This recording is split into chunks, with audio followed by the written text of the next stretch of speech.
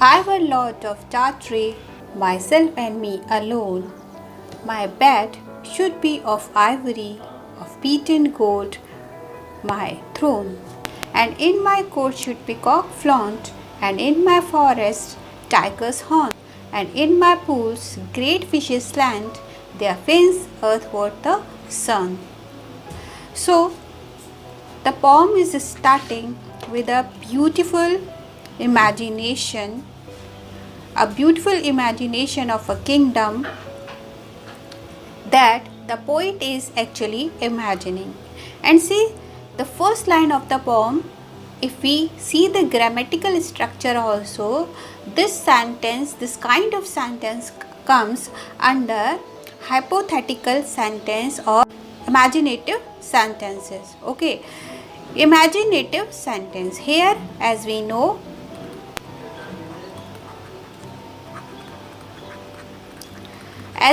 that the poet is here actually imagining a land where he wishes to stay. Okay, so I were, normally with I we use was, but here the poet has used with I were. What does it mean? It means that he is actually imagining.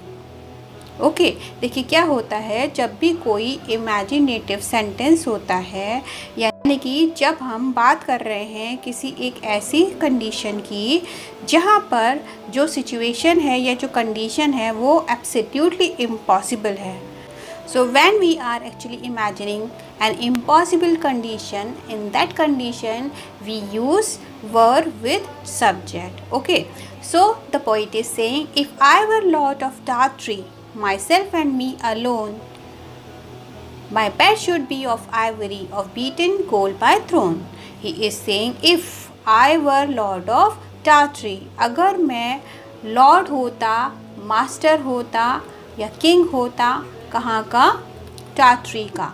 ठीक है, he has actually imagined a place and he has declared himself the king of that place, that royal place. Okay, तो वहाँ पर वो बोल रहे हैं टार्ट्री, यानी कि टार्ट्री एक लैंड होता जहाँ पर उसका एक बड़ा सा खूबसूरत सा पैलेस होता. ठीक है, तो Tartary is actually not a palace, it is a place, name of the place, name of an imaginative place और imaginary place. So he is saying, बोल रहे हैं कि अगर मैं मालिक होता टार्ट्री का, I would be the sole inhabitant of that place. He is trying to say myself and me alone means, यानी कि मैं अकेला ही अकेला उस राज्य पर या उस ज़मीन पर राज करता. My bed should be of ivory, of beaten gold, my throne. वो बोल रहा है कि वहाँ पर एक मेरा बहुत ही खूबसूरत राज्य होता और उस राज्य में मेरा जो बेड होता, यानी कि बहुत ही ग्रैंड, बहुत ही ब्यूटीफुल मेरा रूम होता और वहाँ पर मेरा जो बेड होता वो इतना रॉयल होता कि वो Ivory, what is the meaning of Ivory? Elephant teeth. Ivory means elephant teeth. ठीक है, तो पोइट बोल रहे हैं कि मेरा जो बहुत ही खूबसूरत सा बेड होता वो एलिफेंट के टीथ से बना होता. It would be made up of elephant teeth. And in my court should peacocks flaunt. Peacocks flaunt, what is the meaning of flaunt? To show off beauty. He means to say, in my kingdom there would be different kinds of beautiful birds and in my forest tiger haunt. और इसी तरीके से मेरे जो बड़े बड़े forest होते उसमें बड़े बड़े से जो टाइगर्स हैं वो हॉन्ट करते. What is the meaning of haunt? Haunt means actually to hover,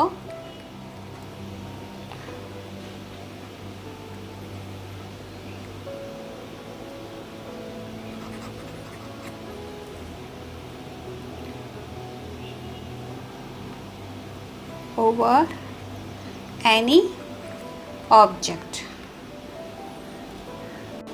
Okay, to hover over any object, यानी कि जैसे कि कोई थिंग हो उसके चारों तरफ कोई चीज़ घूमती है इस तरीके से. ठीक है, But here the poet means to walk in the midst, to walk in the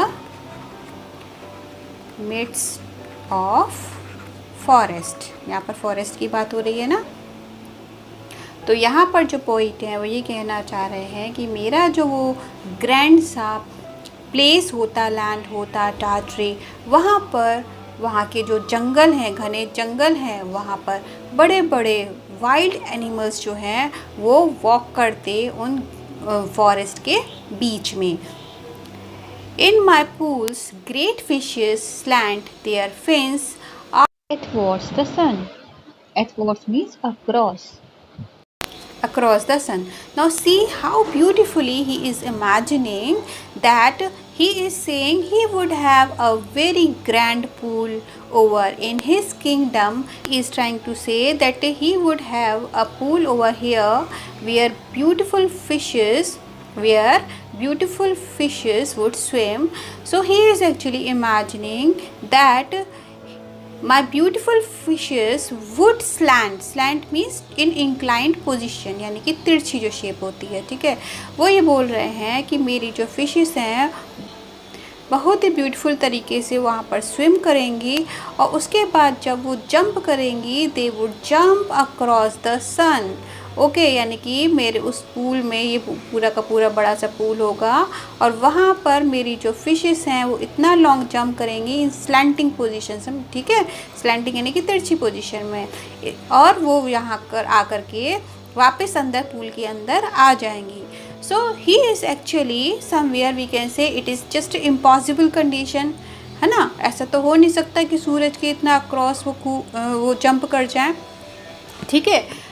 तो यहाँ पर हम कह सकते हैं he is using hyperbole.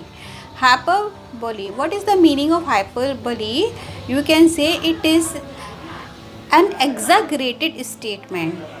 Exaggerated यानी हाइपरबोली का एक्चुअली मीनिंग क्या होता है, जैसे हिंदी में भी हम कहते हैं अतिशयोक्ति अलंकार, यानी whenever we are talking the things in exaggerated manner. जब हम किसी भी चीज़ को बड़ा चढ़ाकर हम बात करते हैं, दैट इज़ कॉल्ड हाइपरबोली, ठीक है ना. अब देखिए यहाँ पर क्या हो रहा है, जो पोइट ये कह रहे हैं कि उनकी जो फिश हैं वो इतना लॉन्ग जंप करेंगी कि वो जो सूरज है उसको भी क्रॉस कर जाएंगी, अक्रॉस चली जाएंगी, ठीक है. He is actually wishing to say that suppose if we are having sun rays over here, so those fishes are actually jumping over those sun rays, ठीक है. वो सन रेस को क्रॉस कर रही हैं, ना कि सन को. लेकिन जो पोइट है वो किसका यूज़ कर रहा है, सन, ठीक है. तो सीधे सन को ही क्रॉस यानी एग्जैगरेटेड लैंग्वेज का यूज़ करते हुए बता रहे हैं, ठीक है. Their fins earthward the sun. Fins यानी कि पंख, वो जो स्मॉल विंग्स होते हैं फिश के, आपको पता होगा. ओके, तो यानी कि उनके जो वो अपने पंखों से बहुत खूबसूरती से जंप करते हुए सूरज को भी क्रॉस कर जाएंगे. Okay, so see the explanation again. If I were lord of Tartary, myself and me alone, my bed should be of ivory, of beaten gold my throne. यानी यदि मैं अगर टाट्री का किंग होता या राजा होता तो वहाँ का मैं अकेला निवासी होता. मेरा जो बेड होता वो बहुत ही खूबसूरत हाथी दांत से बना होता और मेरा जो थ्रोन है यानी कि मेरा जो सिंहासन है, सीट ऑफ द किंग होता है ना, throne seat of the king, यानी मेरा जो सिंहासन है वो भी beaten gold. Beaten gold means pure gold. मेरा जो सिंहासन है वो प्योर गोल्ड का बना होता और मेरे राज्य में जो पीकॉक हैं वो बहुत ही खूबसूरत तरह से डांस करते हुए इधर उधर घूमते और मेरे फॉरेस्ट में यानी कि मेरे टाट्री के फॉरेस्ट में बड़े बड़े से टाइगर या बड़े बड़े से जो एनिमल्स हैं वो इधर उधर घूमते हुए विचरण करते. एंड इन माई पूल्स, और वहाँ पर मेरे जो पूल्स होते, वहाँ की जो फ़िश हैं वो स्लैंटिंग पोजीशन में अपने पंखों को बढ़ाती हुई सन को भी क्रॉस करती हुई या सूर्य की किरणों को क्रॉस करती हुई इधर उधर घूमती. So this is the explanation of the first extract. If I were lord of Tartary, trumpets every day to all my meals should summon me, and in my courtyards pray. And in the evening lamps should shine, yellow as honey, red as wine, while harp and flute and mandolin made music sweet and gay. Now, again the poet is imagining himself in his kingdom, and he is saying that if he had been the lord of Tartary, अगर वो टाट्री का मालिक होता, he is actually now in this extract he is mentioning about his meal time, यानी खाने का समय, यानी कि उसका जो खाने का समय है वो भी कितना रॉयल होता, उसके बारे में सेकंड पैराग्राफ में जो पोइट बता रहे हैं, वो बोल रहे हैं कि अगर मैं टाट्री का मालिक होता या मैं टाट्री का किंग होता. Trumpeters every day. Trumpeters is actually musicians who play trumpet. Trumpet is a kind of musical instrument. Okay, so the people who actually play trumpets are called trumpeters.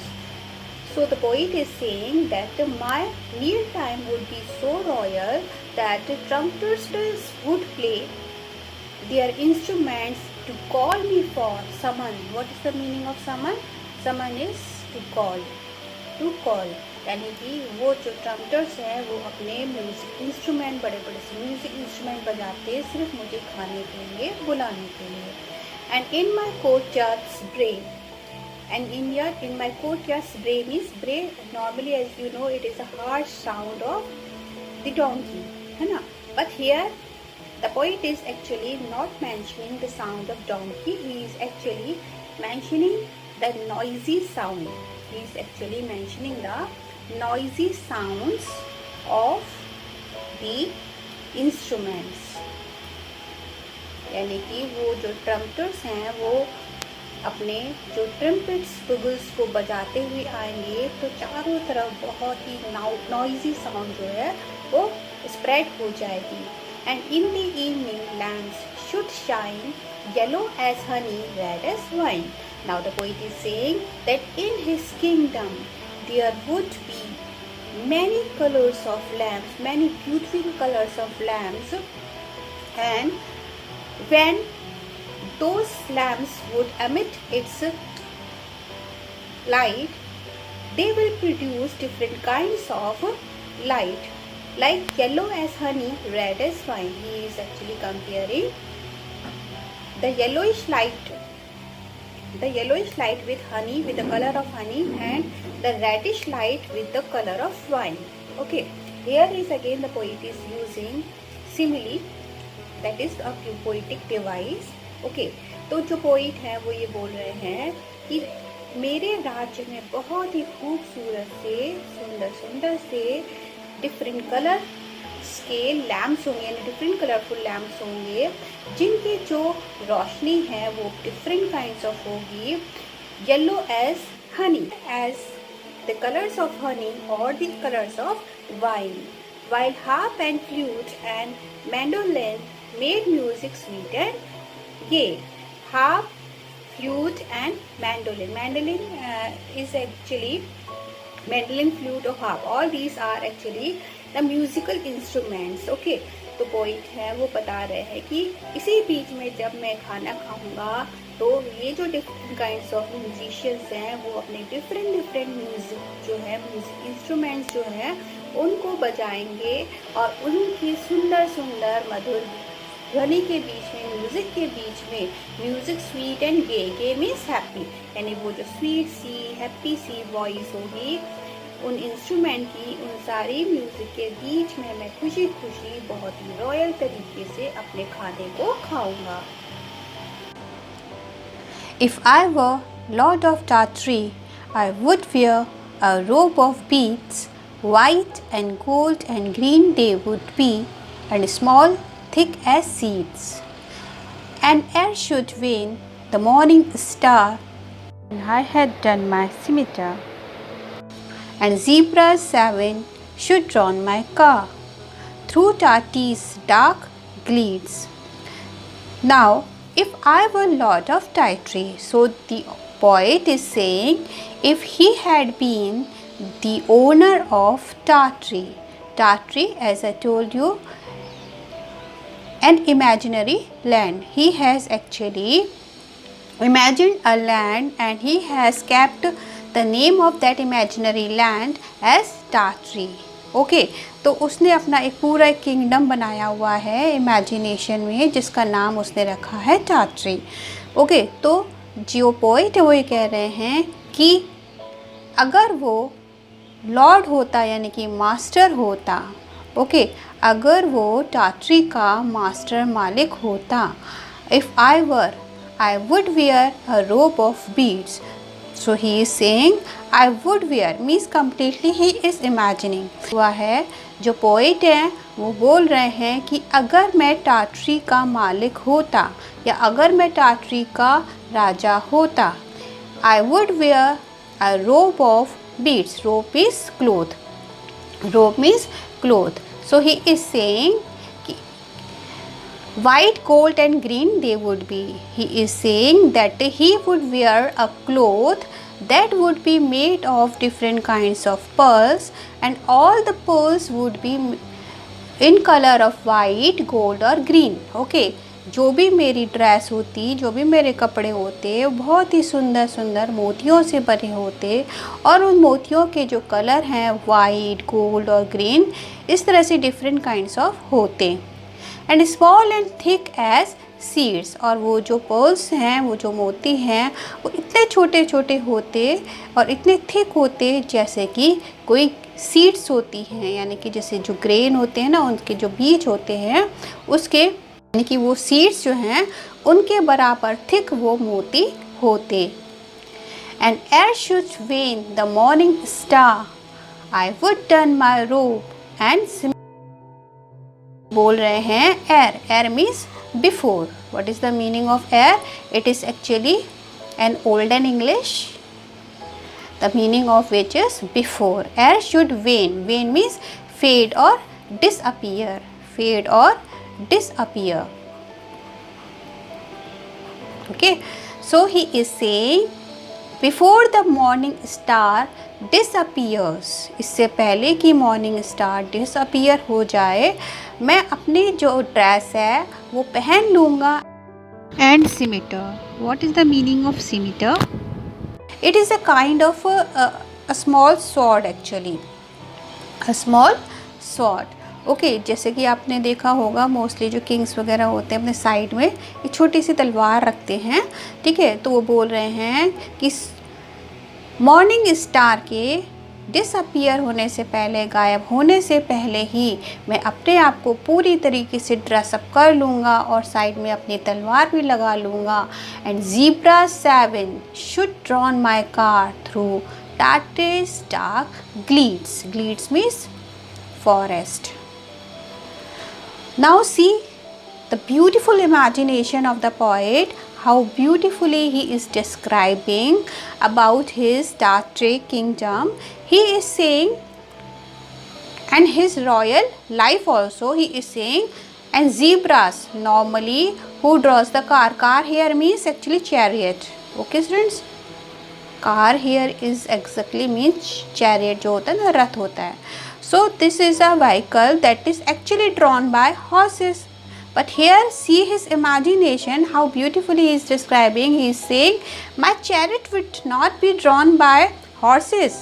It would be drawn by zebras. 7 zebras would draw my chariot through Tartary's dark glades.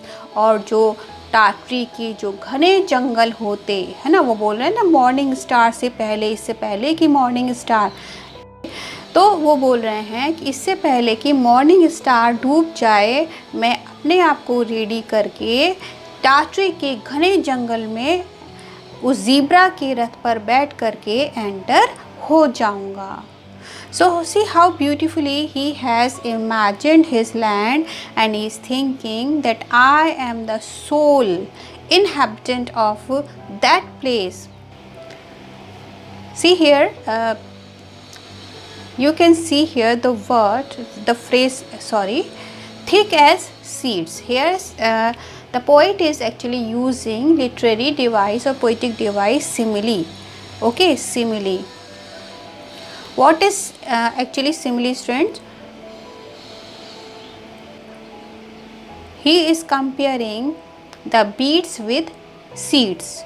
When two different things are compared, means if two different things have one same quality, okay, one same quality, दो अलग अलग जैसे चीज़ें हैं, उनको उनकी एक उन दोनों में से कोई भी एक क्वालिटी सेम होती है और जब उनका कंपैरिजन किया जाता है, so hair beads are actually compared with seeds, है ना।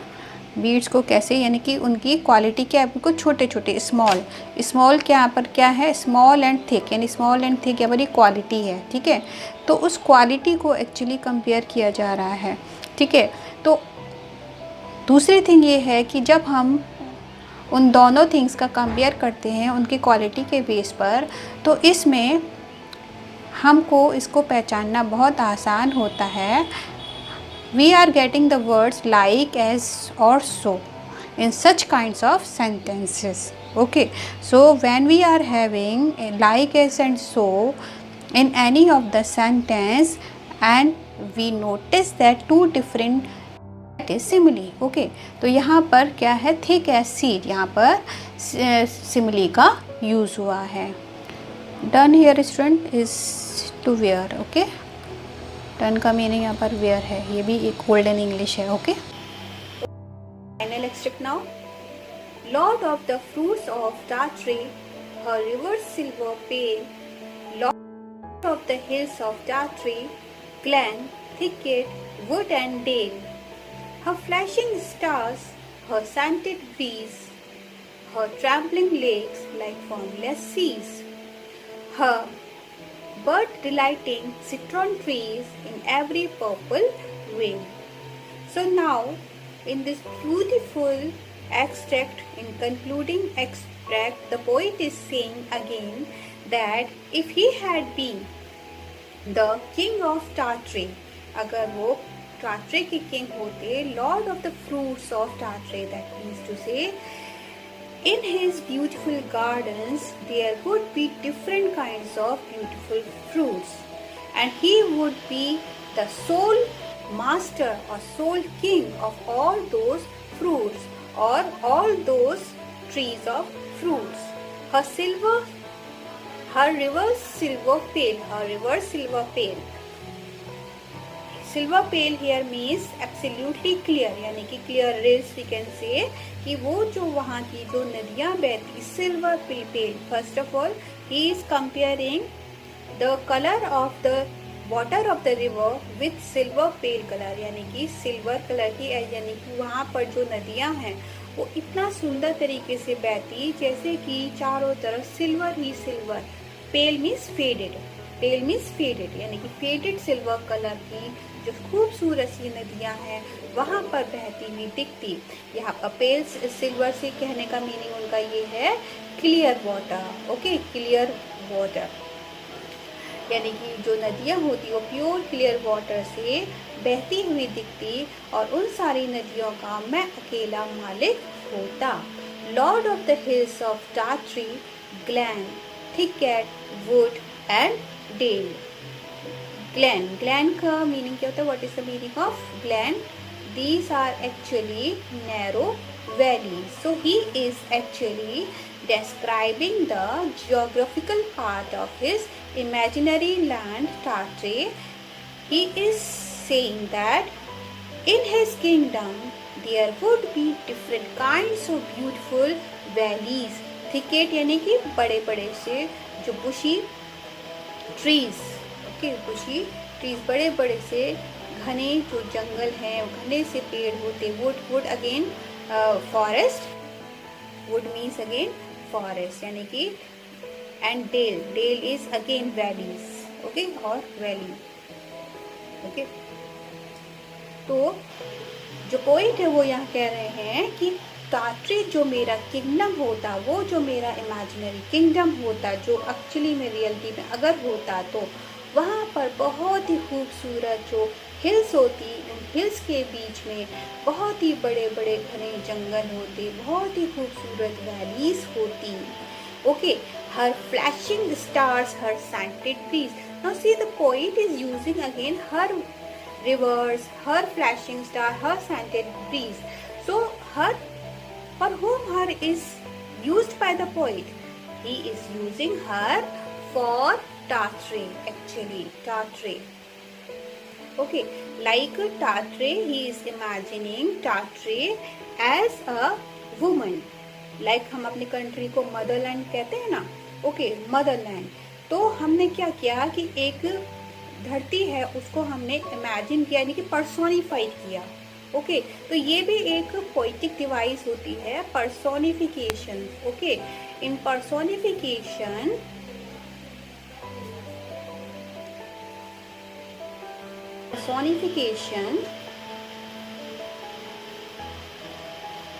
lifeless objects are talked as if having life.